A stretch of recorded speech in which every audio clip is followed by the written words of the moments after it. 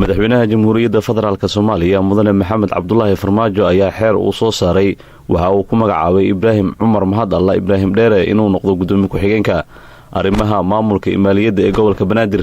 xeerkan ayaa waxaa xilkii laga qaaday gudoomiye ku-xigeenkii maamulka maaliyadda gobolka Banaadir Xuseen Maxamed Nuur.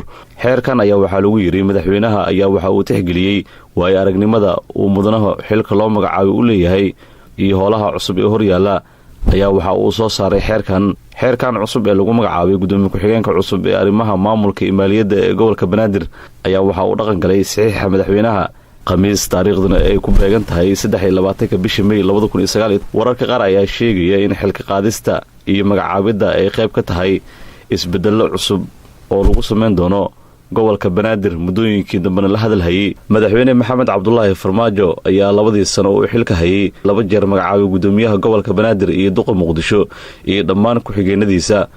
sida ku cad taariikh nololeedkiisa mudane Ibraahim Dheere waxa uu ku dhashay magaalada Beledweyne ee gobolka Hiiraan sanadkii 1975.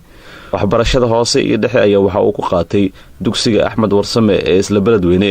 shahaadada koowaad ee jaamacadda waxa uu ka diyaariyay culumta maamulka iyo xisaabaadka waxa uuna la soo shaqeeyay hay'ado badan asigoo la taliye ka soo noqday unugii siyaasadda ee Villa Soomaaliya inta u dhaxaysay sanadkii 2013 ilaa iyo 2015. Cabdirashiid Sandheere, raadiyaha iyo telefishinka SBC, Muqdisho.